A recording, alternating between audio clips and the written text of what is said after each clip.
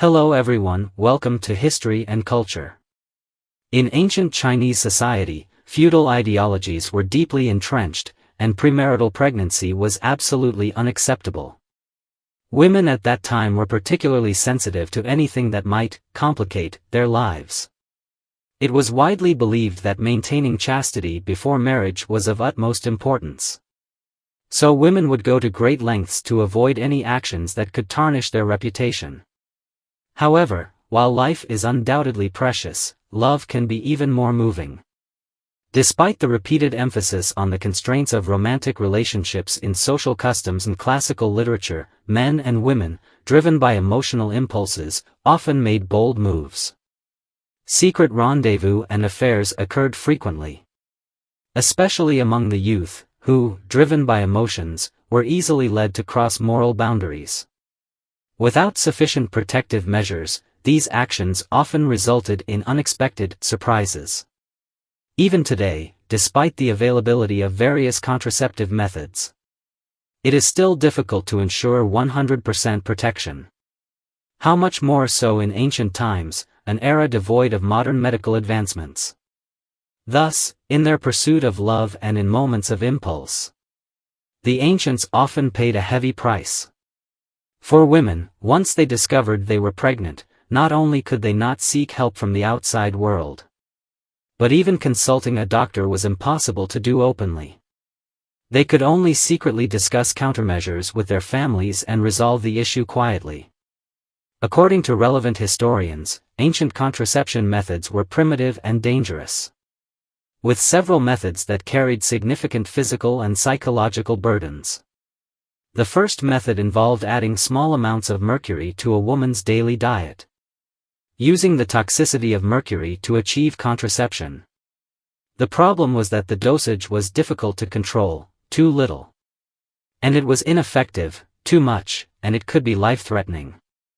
Shockingly, despite the dangers, this was one of the primary contraceptive methods listed in ancient medical texts.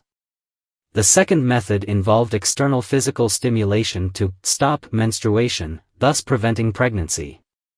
This usually involved immersing the body in cold water during a woman's menstrual cycle, using the cold to interfere with the normal physiological process. However, this method not only caused significant harm to the body but could also lead to severe health problems. The third method is commonly seen in ancient palace dramas: abortion soup. This concoction was made from various herbs, and after women consumed it, it would take effect quickly, eliminating the need for long waits.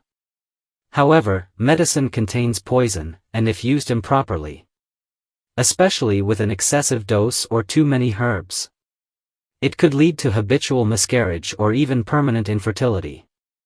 Therefore, this method also carried considerable risk. The fourth method was a special type of massage. In the Imperial palace, there was a specific technique, through massage, to prevent pregnancy. This method was typically used on the emperor's concubines to ensure they did not become pregnant. The fifth method was the condom. Ancient condoms were typically made from animal intestines, usually from goats' or pigs' bladders and cecums. While they could prevent the spread of disease to some extent, their effectiveness and comfort were far inferior to modern condoms. The sixth method was the saffron wash. Sometimes, when the emperor favored a palace maid but did not want her to become pregnant, this method would be used. After the maid was hung upside down, the female medical officers in the palace would crush saffron, mix it with cool water, and use it to wash the maid's lower body. Saffron is known to activate blood circulation and remove blood stasis. And if pregnant women consume or come into contact with it, it can cause a miscarriage. The seventh method was musk. Musk was commonly used as a contraceptive in ancient times. Many modern historical dramas feature concubines suffering miscarriages after accidentally ingesting or coming into contact with musk. Some concubines would even use musk as a belly sticker for contraception. Musk has the effect of promoting blood circulation and removing blood stasis. and pregnant women must avoid using it. The eighth method is pomegranate seeds. Pomegranate seeds contain natural estrogen, which, although not as effective as modern contraceptives, can still have a certain inhibiting effect on pregnancy. The ninth method is using animal feces as contraception. This is a peculiar contraceptive method, where the feces of crocodiles or elephants are turned into pills and inserted into the woman's vagina. Due to the highly acidic nature of animal feces, it has a spermicidal effect. Additionally, the foul odor of the animal feces also serves to suppress the man's interest, potentially leading to a lack of desire. Overall, ancient contraceptive methods were not only extremely primitive but also mostly dangerous, posing a significant threat to women's health. While these methods might have achieved some level of contraception, the cost was often unbearable. It is worth mentioning that the Jing Shi Fang was a special institution established within the Imperial Palace, the Forbidden City, during the Ming and Qing dynasties. It was under the administration of the Imperial Household Department and was responsible for managing the affairs of the eunuchs and palace women. Its uniqueness lies in the fact that it primarily handled the daily arrangements of the emperor and his concubines, especially concerning the emperor's nocturnal activities before going to bed. The role of the Jing Shi Fang was particularly crucial. Simply put, the main task of the Jing Shi Fang was to record the emperor's bedchamber activities with his consorts to ensure that the legitimacy and lineage of the emperor's heirs could be verified in the future.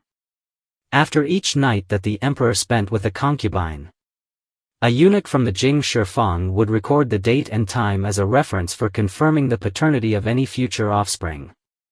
This task, though seemingly tedious, was critical for the accurate determination of succession rights. Specifically, the arrangements for the emperor and his consort's intimate affairs were quite complex. After dinner each night, the chief eunuch would bring a large silver tray with several green tokens, each engraved with the name of a different concubine. These tokens, formally called ji pai, lit. Carrying tokens, were presented after dinner and thus also known as shan pai, lit. Meal tokens. If the emperor was not in the mood for intimacy that evening, he would simply say, "Retreat," and all the tokens would be removed. If the emperor desired a concubine, he would select her token, flip it over, and place it back in the silver tray. This action would be noted by the chief eunuch and passed on to the eunuchs responsible for escorting the concubine to the emperor's bedchamber. The eunuchs responsible for escorting the concubine to the emperor's bedchamber were called tuafei eunuchs, lit. Eunuchs who carry concubines. Once the selected concubine was notified, she would take a scented bath and prepare for the emperor. When the emperor went to bed, the eunuch would enter the concubine's quarters, undress her, wrap her in a large cloak, and then carry her to the emperor's bedchamber. This wrapping was done to prevent the concubine from hiding any weapons and was a necessary measure when entering the emperor's room. Upon reaching the emperor's bed, the concubine had to crawl under the exposed foot of the dragon bed and into the blankets to join the emperor. During this time, the eunuch would wait outside. If it took too long, the chief eunuch responsible for the records would remind, "Time's up." If the emperor was pleased and stayed longer, the eunuch would repeat the reminder until the emperor decided to end the encounter. When finished, the concubine would crawl backward out of the bed according to the etiquette. As concubines were not allowed to turn their backs to the emperor while walking, this backward crawling was called kei xing. After the concubine left, the chief eunuch would ask the emperor whether he had agreed to the concubine becoming pregnant. If the emperor agreed, the record keeper would note the specific date and time in the ledger, confirming the night's betting as a fact. If the emperor did not wish for the concubine to become pregnant, the eunuch would perform artificial contraception to prevent pregnancy. If contraception failed, an abortion would be arranged. All these activities were recorded in the ledger to ensure that the bloodline of the emperor's offspring could be traced. thus preserving the order of imperial succession. Although the origins of this system are unclear, it continued until the reign of Emperor Yongzheng of the Qing dynasty.